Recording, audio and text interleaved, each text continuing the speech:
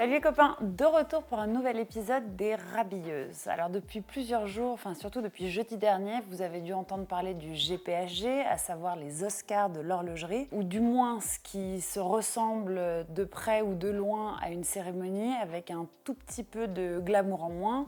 Bref, c'est une cérémonie qui rend hommage et qui décerne des prix à pas mal de catégories sur pas mal de marques. Mercastor prend le rôle de Nicolas pour cet épisode et on va vous expliquer un petit peu le fonctionnement de comment le GPHG est né et évidemment tous ces acronymes de FHH, WW, DWW qui va arriver dans quelques jours.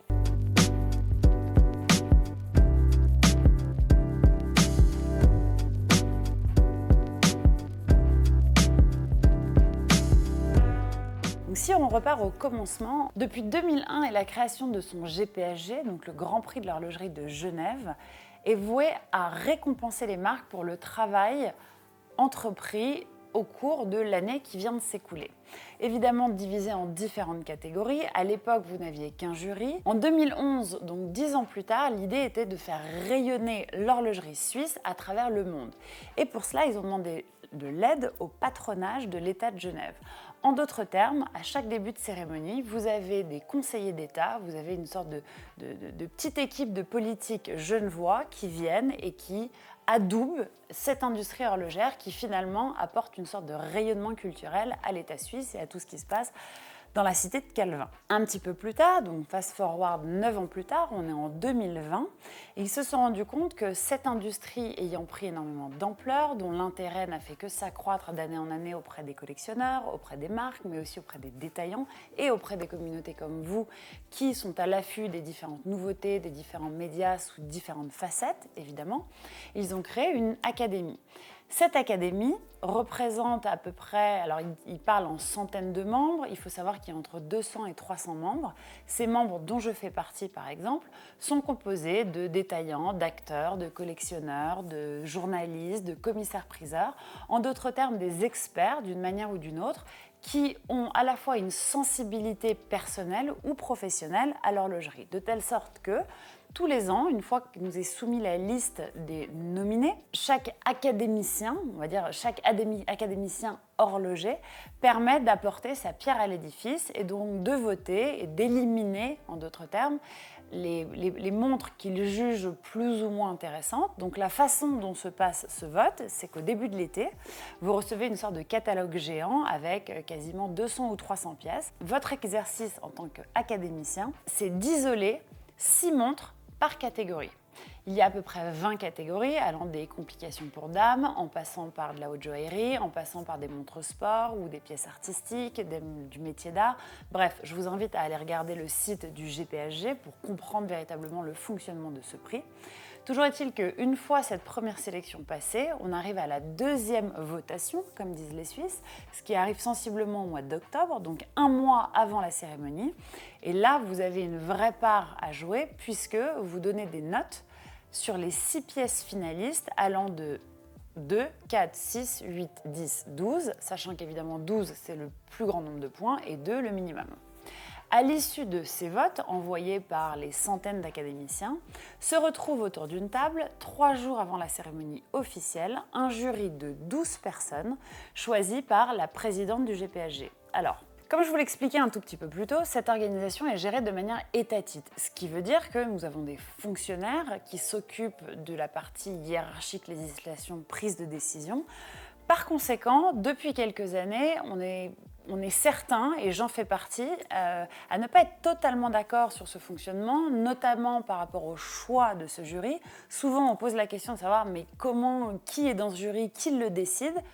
12 personnes sont appointées, ces 12 personnes sont des experts, plus ou moins experts d'ailleurs, ce qui pose quelques questions notamment en termes de délibération et en termes de prix accordés. Raison pour laquelle aujourd'hui nous faisons cette vidéo, qui n'est pas une vidéo sur le GPHG, mais une vidéo que nous renommons le GPNE, à savoir le Grand Prix de l'horlogerie, distribué par Nicolas et Éléonore, bien évidemment. Trêve de plaisanterie, la raison pour laquelle je mettais un point d'honneur, et parce que ça me tient véritablement à cœur, c'est que depuis quelques années, pour avoir été en salle, pour discuter avec avec les marques, pour discuter avec certains académiciens et surtout avec beaucoup de membres du jury ou de personnes qui évoluent dans cette industrie depuis très longtemps, on sent tous une sorte de frustration, mais en même temps une part de tristesse et un petit peu d'énervement, avec évidemment une touche d'incompréhension sur les résultats. Non pas que certaines marques ou certains prix ne soient pas légitimes, mais certaines fois, on va dire s'ils ne le sont pas, en tout cas, les arguments de pourquoi est-ce qu'ils ont gagné sont quelque peu débattables. Si vous ne voulez pas regarder mon GPNE, mais plutôt le GPHG et les vrais résultats, Edouard Baird, qui était maître de cérémonie pour la 7e année, a fait un formidable travail sur scène, évidemment en utilisant son humour Édouard Baeresque. Seuls les Français et les Suisses peuvent le comprendre, même si c'est un événement à portée internationale, difficile de traduire Edouard Baird en langue anglaise.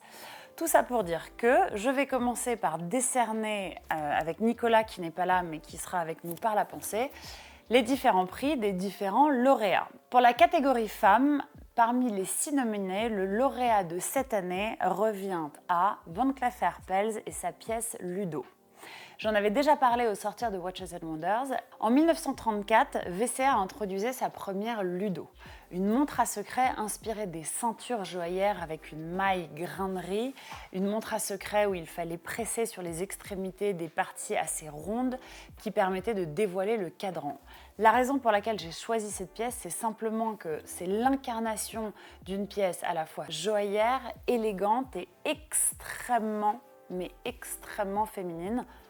Résultat de cette catégorie. Si on continue dans la catégorie féminine, on va parler des complications. Et pour le lauréat de la montre féminine la plus compliquée, revient à, et ne m'insultez pas, mais j'assume mon choix, c'est la montre Louis Vuitton pour la Fiery Heart. Je m'explique.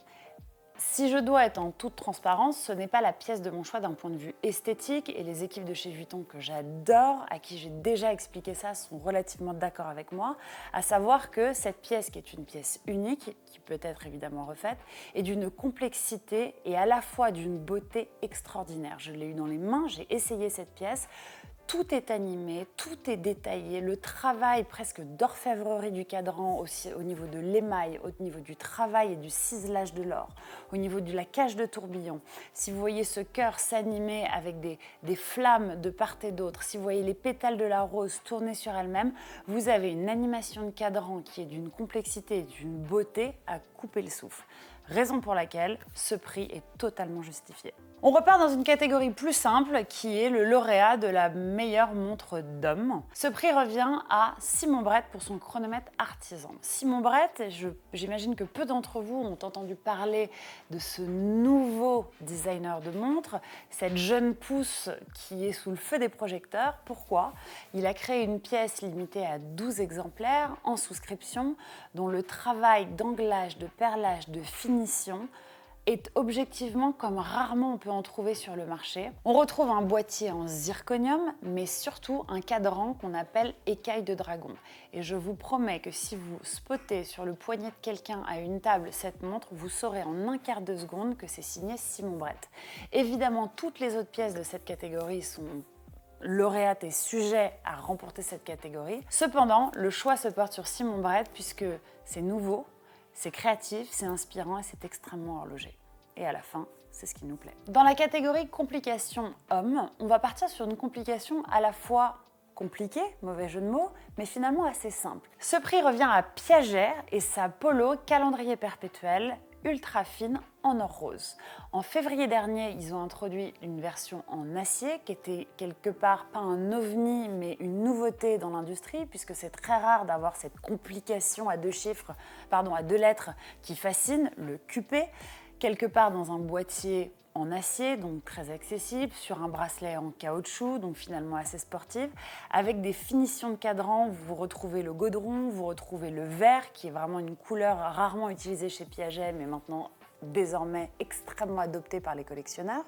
Et on retrouve dans ce cadran des subtilités du bleu Piaget, et en même temps la date, la phase de lune, bref, une montre à la fois extrêmement compliquée, mais parfaitement simple, raison pour laquelle nous l'adorons. Pour cet avant-dernier prix, qui est de la petite aiguille. C'est un prix que beaucoup de marques apprécient, aussi bien au niveau interne qu'au niveau du public. Le prix de la petite aiguille décerne un prix pour une pièce dont le prix de retail est situé entre 2000 et 8000 francs suisses, sensiblement la même chose en euros. Ce qui veut dire que l'exercice est non moins difficile puisqu'il faut absolument rester dans cette tranche de prix sans y déroger. Cette année, le prix revient à Louis Erard en collaboration avec Constantin Chaikin.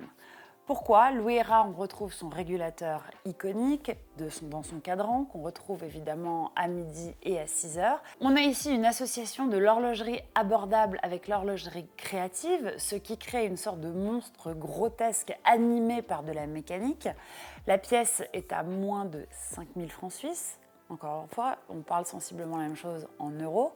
Mais ce qui est intéressant, c'est de voir cet esprit complètement créatif, à la fois complètement loufoque, dans une pièce d'horlogerie limitée à 178 exemplaires. Et je vous le donne en mille, ces pièces vont partir très rapidement. Et si vous ne trouvez pas votre bonheur sur cette pièce exactement, vous avez toutes les autres Louis Erard dont je vous ai déjà parlé dans des précédents épisodes. Pour cette dernière catégorie, qui est le prix du challenge, le challenge, c'est-à-dire qu'il faut arriver à sortir une pièce à moins de 2000 francs suisses retail. Ce prix est décerné cette année à Raymond Weil. Alors, ça a été un débat en interne avec la rédaction des Rabilleurs, à savoir Nicolas Amsalem, parce qu'on n'attend pas Raymond Weil à cet exercice. J'ai découvert cette marque il n'y a pas très longtemps, alors comme vous, je sais ce que c'est que Raymond Weil, je connais leur collection, j'avoue ne pas y avoir été extrêmement sensible, jusqu'à ce que je visite leur manufacture à Genève, que je m'assoie avec eux, que je comprenne comment, pourquoi, qu'est-ce qui a fait de cette société familiale extrêmement présente en Asie, extrêmement présente aux États-Unis et finalement moins présente en Europe, même si son passeport et son lieu de naissance est Genève. Bravo à Raymond Weil pour sa pièce millésime automatique petite seconde, celle que j'appelle 50 nuances de gris, puisque si vous la regardez sur le site, elle vous paraîtra probablement relativement neutre, mais vous avez une variation de cadran avec 3 tonalités de gris allant du gris opalin au gris argent avec une pointe de gris anthracite. Toujours est-il qu'on retrouve un cadran de 39 mm, on retrouve un design relativement intemporel, finalement assez classique, abordable puisque son prix est de 1850 francs suisses. Évidemment, vous avez plusieurs détails au niveau du rotor, au niveau de la boucle du bracelet. On est sur un boîtier de 39,5 mm, donc littéralement disponible et portable par tous les poignets. Et le petit détail supplémentaire, en plus de la boucle, en plus du rotor en forme de W, en écho au W de Raymond Weil évidemment, c'est son verre saphir Glassbox. Ce qu'on appelle un boîtier Glassbox, c'est que vous avez cette espèce d'arrondi du verre saphir qui donne un côté beaucoup plus doux et beaucoup plus sensuel à la pièce.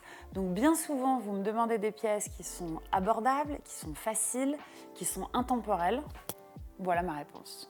J'espère que cette petite sélection vous a plu et surtout, si vous avez quelques commentaires ou quelques questions que ce soit, je suis fière d'annoncer que je fais désormais partie du comité de la Fondation de la Haute Horlogerie ainsi que de son conseil culturel permettant de faire rayonner cette belle industrie à l'étranger en apportant évidemment du contenu et des informations d'insider à bien des niveaux.